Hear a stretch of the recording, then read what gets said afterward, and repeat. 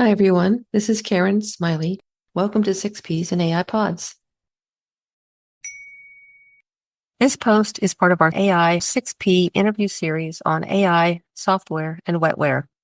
Our guests share their experiences with using AI and how they feel about AI using their data and content. I'm delighted to welcome Kanupriya Yakhmi from the USA as my guest today on AI, software, and wetware. KP, thank you so much for joining me on this interview. Please tell us about yourself, who you are, and what you do. My name is Kanupriya, and most people call me KP. I have a very long name. I grew up in India and I've been based in the US for some time now.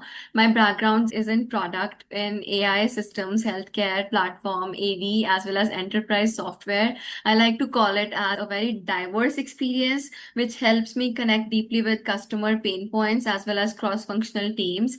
And across all of it, the pattern that I've seen emerging is that the technology is rarely the hard part of solving the problem. The hard part is the gap between what the system is designed to do and what actually happens when it meets real people. Because in the end, we all are humans and we can operate from biases all the time.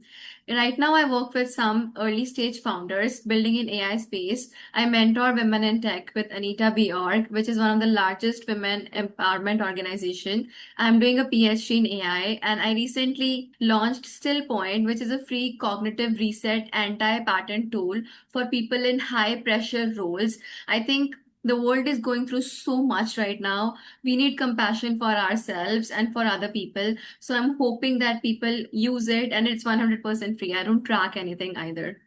That's great that you respect privacy. I'd like to hear a little bit more about what motivated you to create Stillpoint and how you built it. Yeah.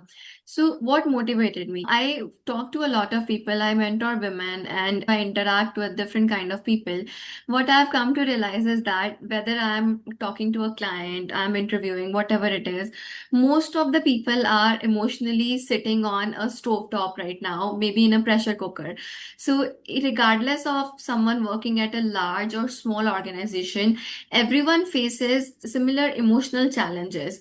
And once we accomplish a threshold of a certain income, people often stare into the empty abyss, which is life. We think that, okay, I have everything by standard metrics, but I'm not happy. So I did some research and I came to know that there is something called pink noise that helps to regulate our emotions, which is not currently done by any of the product, heavily research based. So that's why I built it. I used Gemini, ChatGPT, and Claude to build it. I also did market research, by which I mean is that it is not just another music product app that already exists, it's competitive research. Secondly, I introduced product design and product sense into it, which talks about architectural design, software, etc. And thirdly, I took research data from institutions here in the US that have done research on pink noise, and the website that I built, it gives people reason as to what they are using and why it would help them, which is actually a segue of building trust with the customer. If customer knows why it would help them, then it can bring in more people to use the product. That's very interesting that you are focused on pink noise. At one point back in my corporate career, I was working in an office that had cubicles and very noisy, and I had headphones. And like, okay, what's a good thing I can listen to that would help me? And I tried some white noise, and then I did actually try pink noise, put it on my headphones and drown out the noises. So I kind of experimented with that. And then when I first started writing on Substack, I was looking into AI in music, and I found there were some tools that were actually ethically developed, were in what they called functional music. And it sounds like your still point fits sort of into that space. Yeah. I also mentor people, so there is a common pattern that emerges where people tell me that they can't sleep or they wake up at 2 a.m., 3 a.m. And one of my mentees, I recommended to them that they can listen to sleep music. At the time, they used to sleep 4 hours in 24 hours, and they had a job for around 10 to 20 hours a week. So if they're not sleeping, then there is something else happening. So I recommended it to them and I received their feedback. It was a D, not through Anita B. They emailed me and said that now I sleep like a baby. So that is also something that I've seen. It helps people a lot. That's very nice. And it's great that you are releasing it as a free tool, basically as a kind gesture to the world. Thank you. That's very kind of you. You mentioned that you have a PhD in AI, so you obviously have some professional experience in studying the technologies and using them. Can you talk a little bit about both your personal and professional uses of AI? Yes, I was doing a PhD. I changed my program to PhD in AI this January, but my experience spans both professional and personal, and they have informed each other more than I expected. For example, personally, I use AI systems across different domains where the decisions these systems have influenced real consequences. And what that experience gives you isn't technical depth, it gives you judgment. It's like developing an instinct for the difference between a system that performs well in a demo versus the one that holds up in production when it's dealing with a lot of people. People are complex, right? And real situations. So I have a very opinionated take on different LLM products, especially. Personally, I have used browsers, search assistants with AI built in. And what I found as a biggest learning from personal use isn't about technology, it's about how humans relate to confidence, which is that the tools communicate with consistent confidence regardless of the accuracy. And we are wired to trust confident communication a lot more than if the product will tell us that I don't have an answer. So, the skill that matters the most when using these tools isn't knowing how to prompt, it's knowing how to verify and how much to trust it as well. So, probably that's why prompt engineering is such a big thing right now in training environment, not for the people.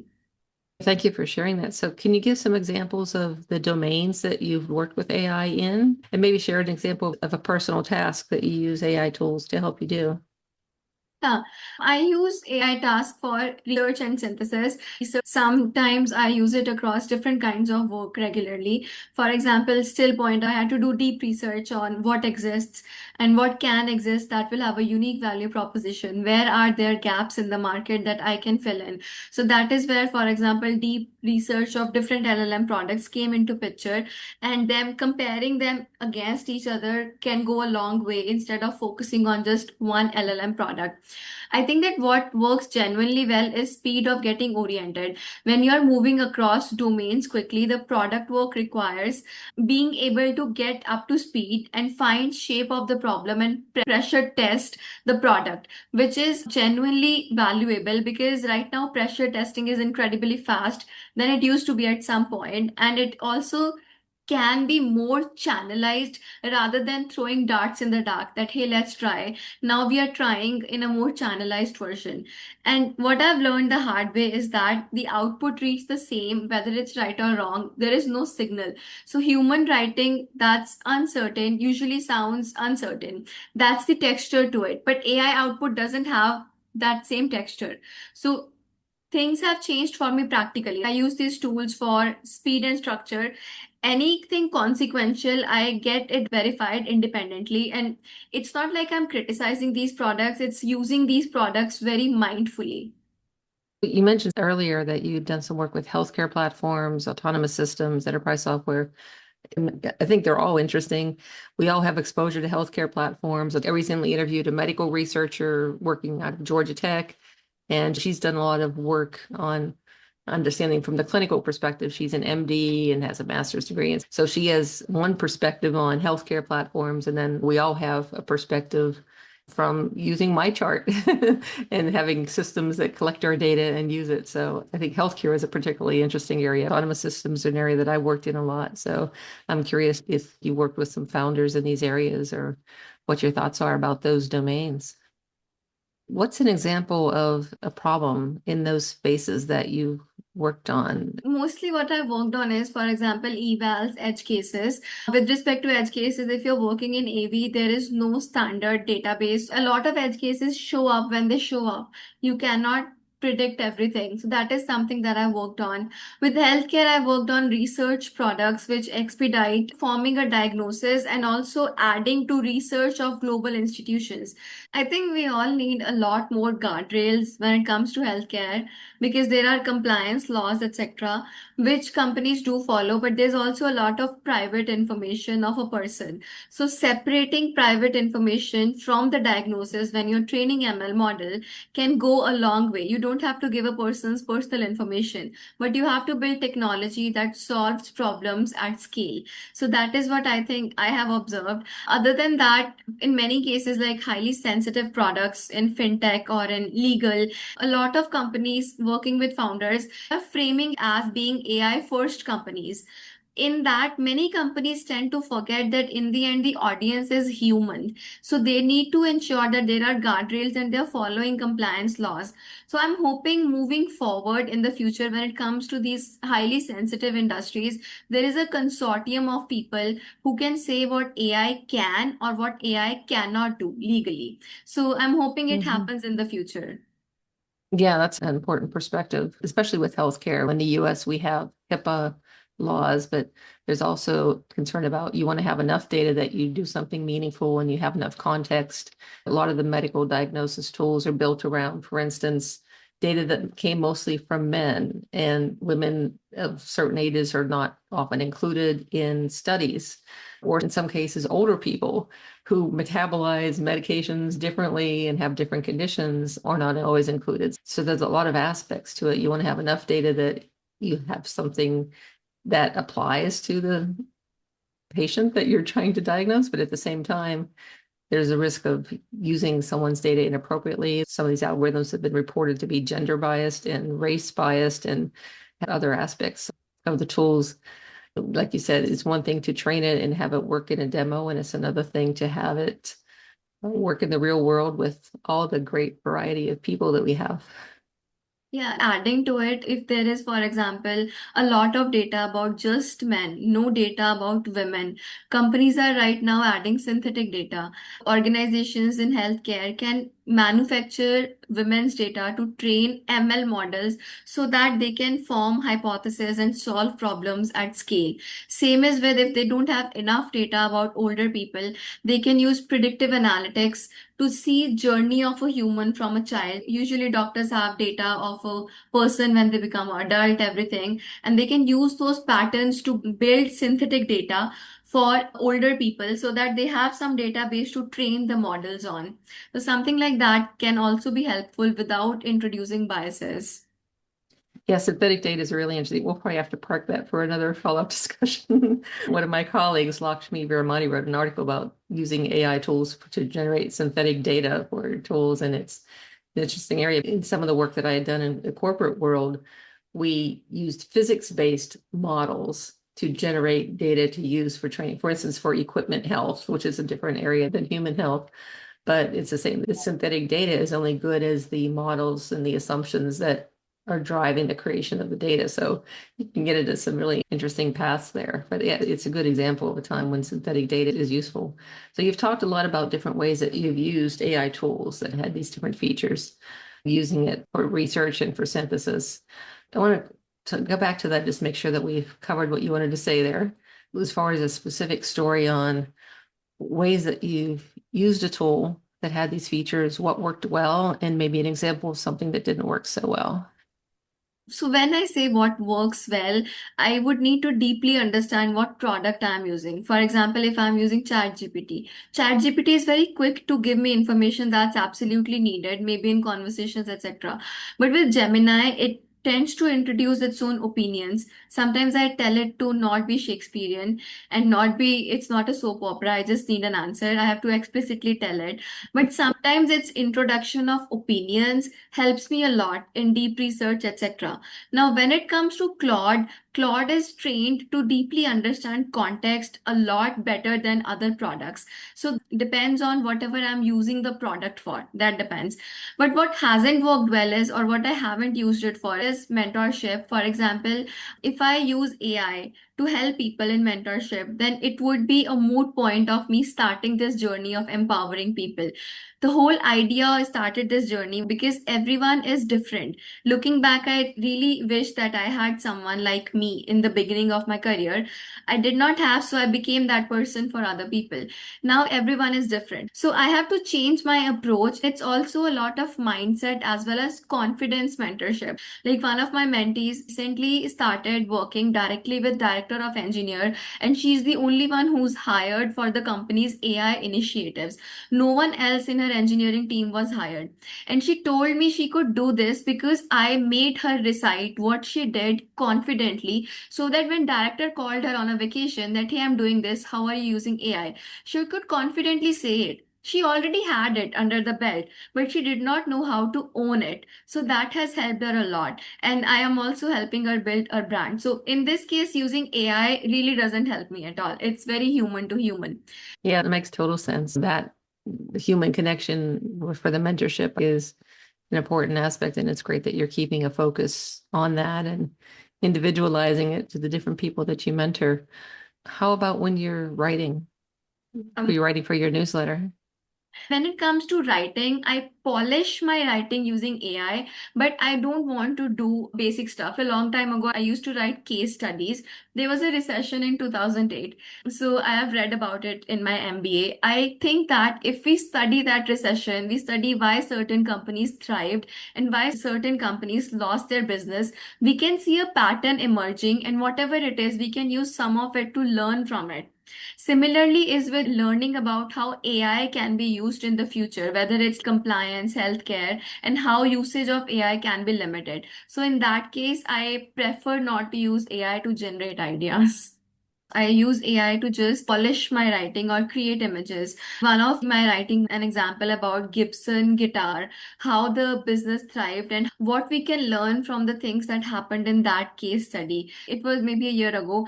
So similarly, when I write about governance, I write about very basic challenges, foundational challenges.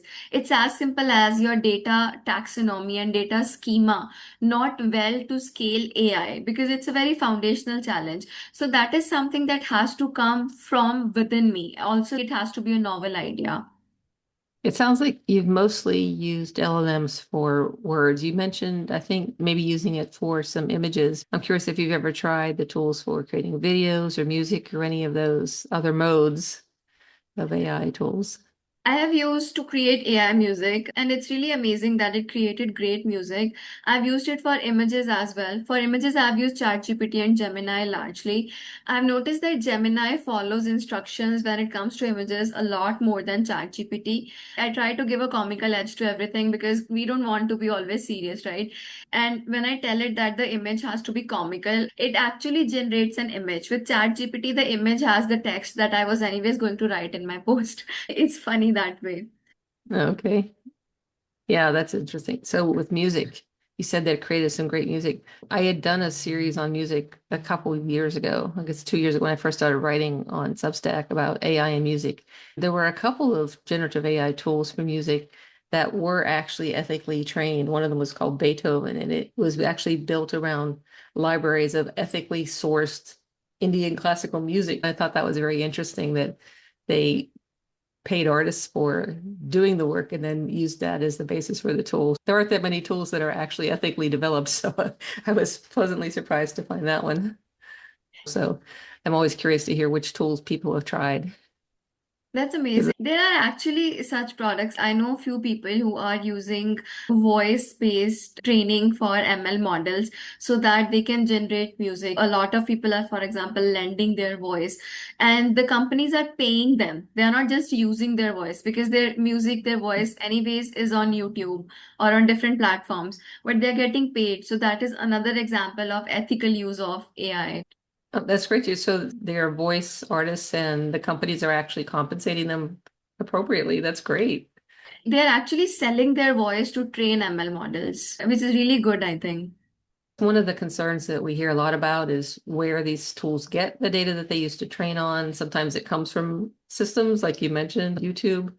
Do you think that companies should be required to get consent or credit or compensate the people whose data they want to use for training? Or do you feel like it's okay in some cases for them not to do that?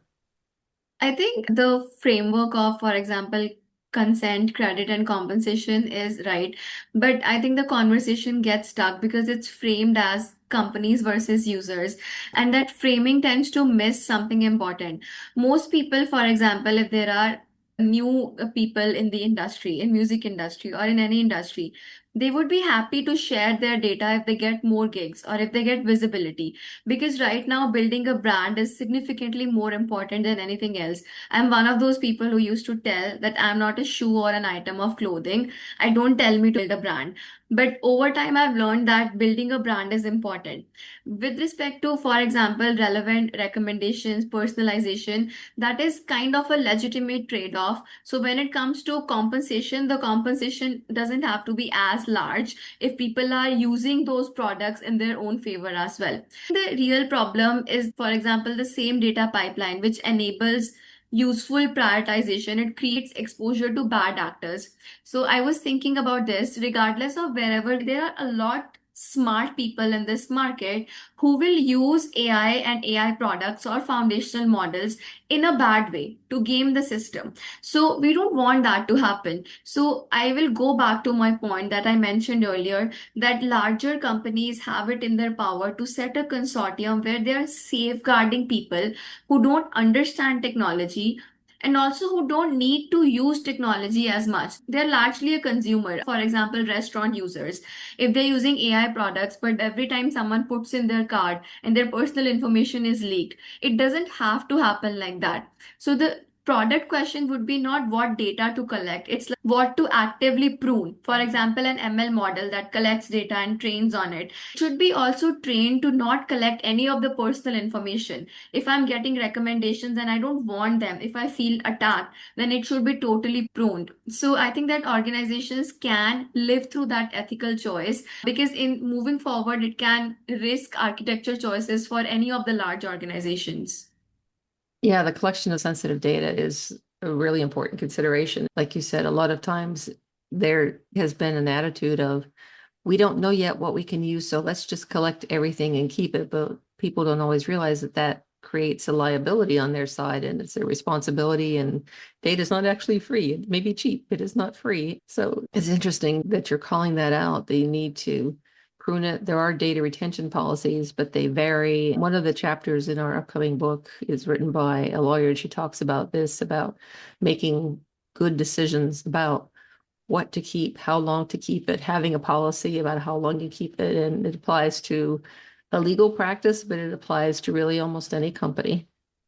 Yeah, a lot of organizations actually tell you that we will keep your data for 72 hours and then we will delete it. Some people, some organizations keep it for 30 days. So they disclose it to the customer, which is also building trust with the customer using that transparency. You've mentioned ChatGPT and Gemini and Claude. Do you feel like they've been transparent with you as a user about where they got the data that they use to train their models? I've read from news, not specifically with me, that they are transparent, and with a lot of LLM products that I use, they tell you things that will make sense to you. In many cases, for example, a product tells that we are going to use this data, but it's not going to be tied to you as much. So it's like they're disclosing it, which is a good thing. But still, it is data. And if, for example, they are training on the questions that are asked, the music that's generated, the image that's generated, so probably moving forward, a layperson who's using these products, they can be paid. It could be money, it could be a pro account for some months or some days, something like that. So I think that that would be probably a good way from here on. I think it's a very sensitive question. It definitely is. Most of the time when I see companies talk about how long they're keeping data, they basically say in their terms and conditions, which, almost nobody reads for good reason because they're not really understandable.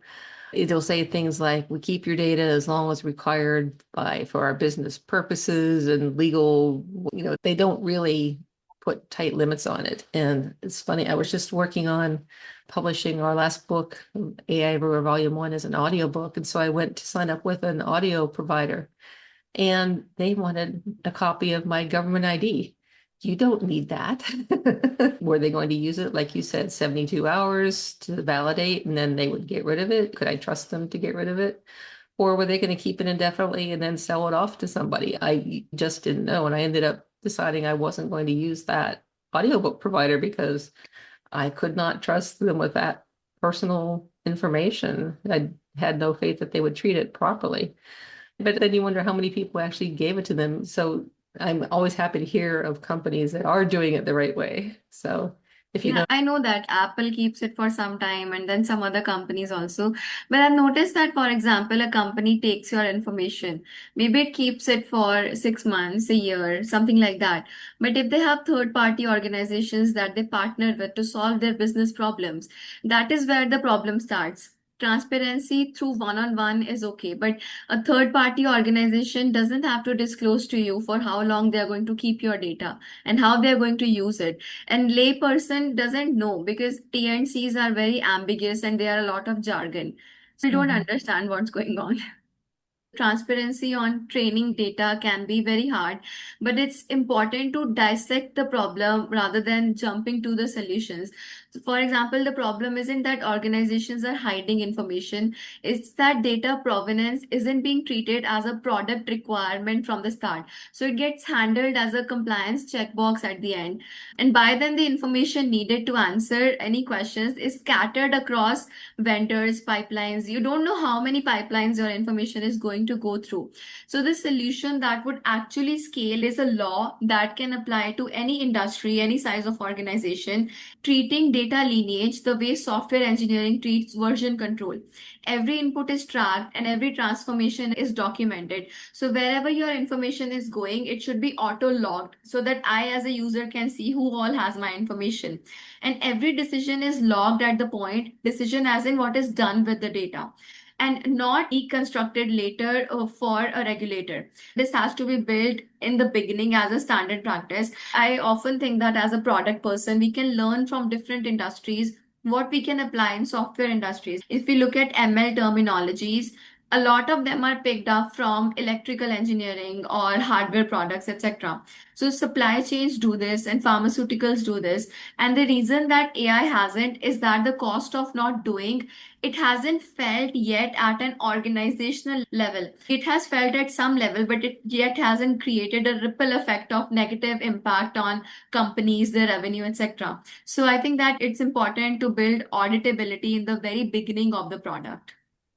it's definitely a really good point. We're starting to hear a little more talk about data provenance and the importance of having it from the beginning, but I think it needs more attention. And I'm glad that you're highlighting that. Reading about it, and I was thinking that if all the companies join their hands and decide what safe AI, what data provenance would look like, then they can make a lot of impact on the consumer side of this, the product users. I live in the tech bubble. A lot of people have the luxury to live in the tech bubble, but it is still our responsibility towards people who don't live in that bubble. We still owe it to them to create safe and responsible AI products. Absolutely. Yeah. So as consumers ourselves and members of the public, our information is being used by a lot of AI-based tools and systems, some that we can control and some that we can't. Do you know of any specific cases that you could share where your data has been used? Yeah, actually, funny enough, one of my friends told me a while ago that she receives a lot of spam calls, email addresses, and phone number. And I have been receiving not only emails and phone calls, I have also been receiving mails in this mailbox outside of my house. A lot of times, someone reaches out to me that we have a lawsuit and you will get $3,000, $4,000. Click on this link. But it's very funny to see that they have written at the end of the letter that don't call the court or the court clerk to confirm if this is a real case. So it's kind of a joke that people are doing this and they are not doing it very seriously. So this is kind of texture of how data exposure affects ordinary people. Now I am educated enough to understand that I should not go through those links, etc. But sometimes people, regardless of education or whatever, they're going through some life-threatening issues. What if they click on the links and their identity is stolen? What if their money is taken away? So many people have limited money for their living expenses, healthcare crisis, etc. And once the money is gone, some transactions through certain companies are final. They cannot be reverted back. So if something like that happens, a layperson tends to lose a lot. I have experienced this apart from the scam calls I receive. I don't take those calls, so they found my address probably. Yeah, I have had my phone set for ages to reject unknown calls. I don't even know how many I get per day. So I think my phone number got sold many years ago. This started long before AI came along. Yeah, mine too. But since AI came along, I have started receiving scam calls. Before that, I did not receive as many, like maybe one or two in a year used to be scam calls. Now there are five or six per day, every day. Wow. That's annoying. Yeah, and with such people, they know what your area code is. So they will call from the same area code or similar area codes, which are commonly used in geographical location that you live in. So they make you feel that we are calling psychological play, I think. Yeah, and we don't know where they collected that. But one thing that I think we have seen with AI is that the scams are getting technically better because they have more information about you and they can put it together in better ways. The whole phenomenon of deep quality is improving for the way that they generate, and that's a problem. Yeah, I think we should be responsible for that. I like your emphasis on us being responsible for helping all the people who don't live in the tech bubble like we do to be able to live safely. Do you know anyone that you gave your information to that made you aware that they might use it for training an AI system? I don't want to name the organizations. I haven't read TNCs, but I think every company where you, for example, you check box if you receive credit card offers or if you are signing up with an AI bot that your mobile app, banking app is using. So unless you check that terms and conditions box, then you don't know what's in the TNCs, and TNCs are like 17 or 18 pages long. They are not meant for lay people to understand. So the companies haven't made aware, but I think that coming to the solution part of it, wearing the product hat, the solution is not as we simplify the process. It's like granularity and recurrence. Most people would genuinely engage with their data choices if those choices help them and if those choices were made in plain language, broken into meaningful categories. So what I was thinking is that instead of people having to check terms and condition box, that terms and condition can be generated maybe using generative AI in a layman's person, and people can check what they want to say yes to and what they want to say no to instead of saying yes to all TNCs together.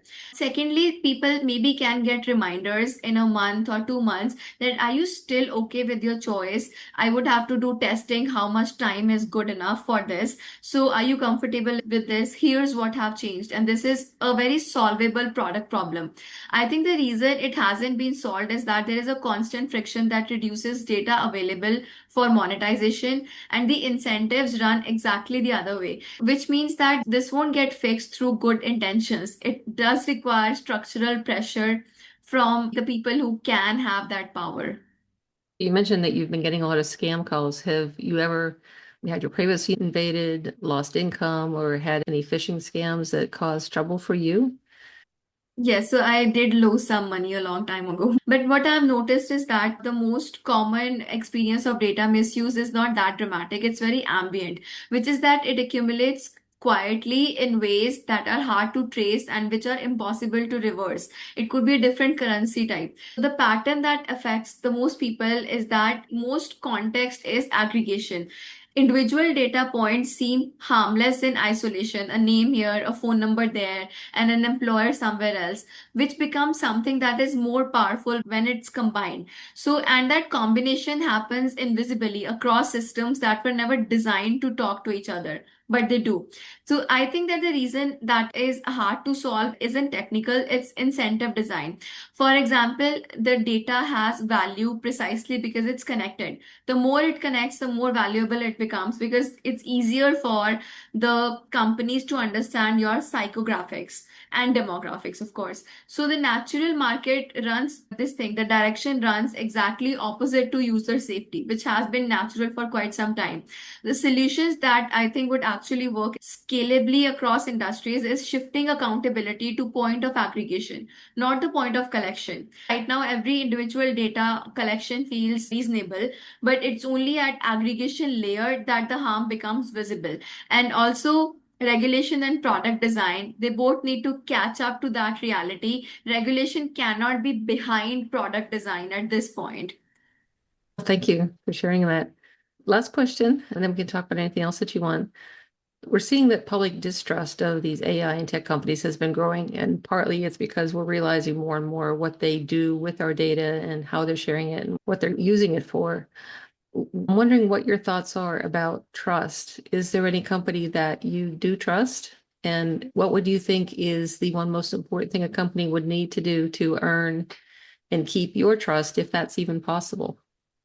I think it's important that, for example, accountability and trust to be created, it needs to be incentive based. If an organization which is building a lot of AI products, even if there is incentive to them building trust with the customer and building a safe AI, it could very well be deprioritized because right now there are AI wars going on in the market. So I think that if it is incentive based, for example, if the product or the company says you can trust me with your information, they can have a defensible moat in this market. And what I've observed is that trust erodes not because companies are careless, but because the way the system gets built, it distributes responsibility across many functions that nobody really owns the outcome end to end. So companies can have teams which make data decisions very early on, before everything Mhm. starts, before even the first iteration starts, when you're launching beta product or when you're internally launching products.